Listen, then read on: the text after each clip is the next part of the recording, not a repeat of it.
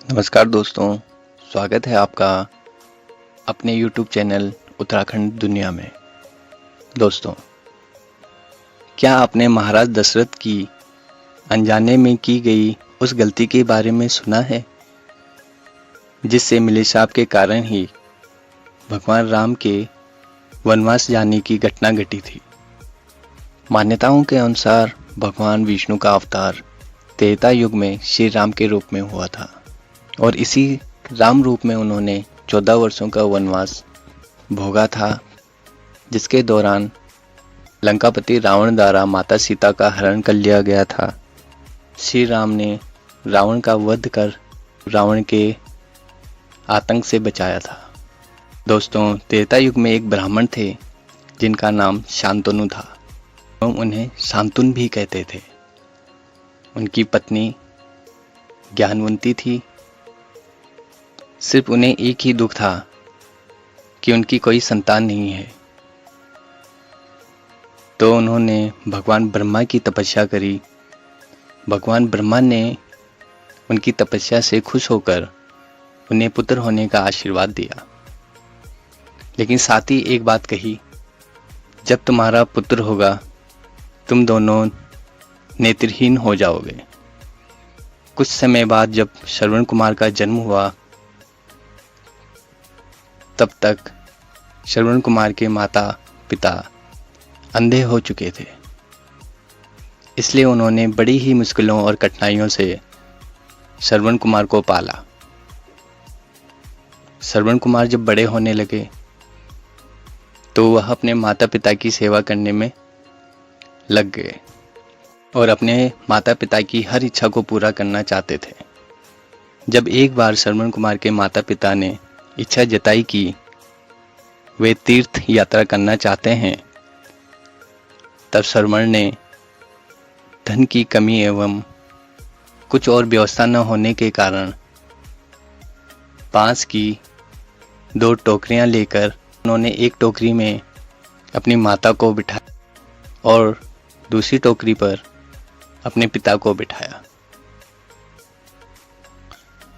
और लकड़ी के बीच में अपना कंधा लगाकर उठा लिया और अपने माता पिता को तीर्थ यात्रा पर लेकर निकल पड़े। उन्होंने अपने माता पिता को प्रयाग आदि तीर्थ घुमाए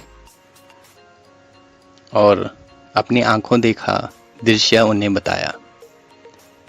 तीर्थ यात्रा के दौरान ही वह भ्रमण करते हुए अयोध्या नगरी पहुंच गए। एक दिन श्रवण कुमार के माता पिता को प्यास लगी। अपने माता पिता की प्यास को बुझाने के लिए श्रवण कुमार नजदीक ही सरयू नदी के जल से जल लेने चला गया।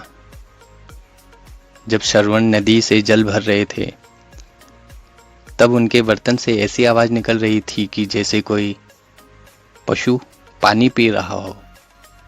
ठीक उसी समय अयोध्या नरेश राजा दशरथ भी शिकार के लिए निकले हुए थे। जब राजा दशरथ ने पानी भरे जाने की आवाज सुनी तो उन्हें ऐसा प्रतीत हुआ कि कोई पशु है और जल पीने आया है। यही सोचकर राजा दशरथ ने उस ध्वनि की ओर अपना एक तीर छोड़ दिया। वह तीर सीधा जाकर श्रवण कुमार के शरीर में लग गया और श्रवण कुमार जोर से चिल्लाया। आवाज सुनकर राजा दशरथ को आभास हुआ कि उन्होंने किसी मनुष्य पर बाण चला दिया है। वह अपने घोड़े से उतरकर तुरंत उस जगह पर पहुंच गई जहां पर श्रवण कुमार घायल अवस्था में पड़े थे। राजा दशरथ को अपने किए पर ग्लानि महसूस होने लगी और वह मन ही मन बहुत दुखी होने लगे। उन्होंने श्रवण कुमार से क्षमा मांगी। श्रवण कुमार ने कहा, हे महात्मा, आप जो कोई भी हो, कृपया मेरा सिर्फ इतना काम कर दीजिए कि मेरे माता पिता अंधे हैं और इस समय बहुत प्यासे हैं। वह नज़दीक ही मेरी प्रतीक्षा कर रहे होंगे।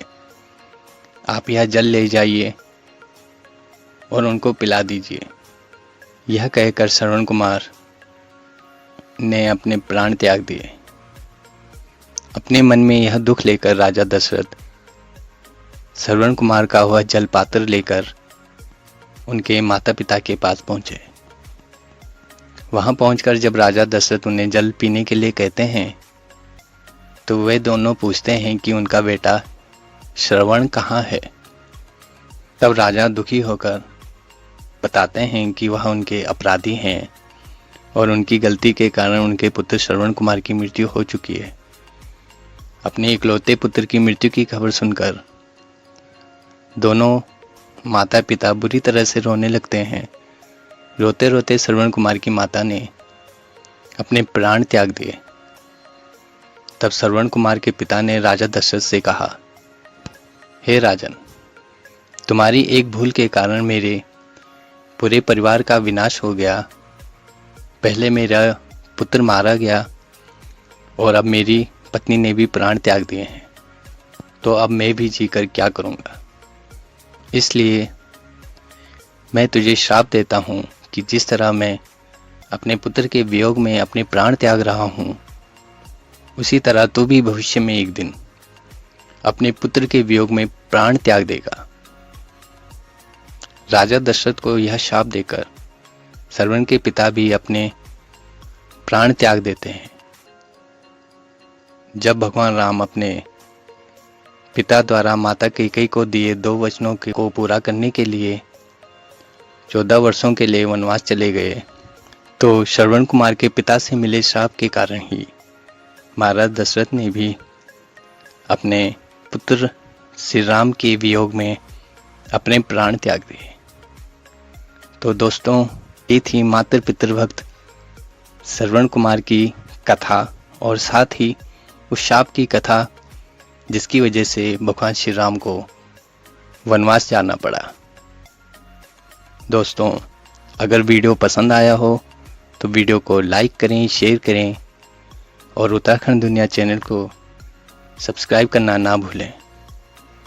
मिलते हैं दोस्तों अगले वीडियो में, तब तक के लिए धन्यवाद।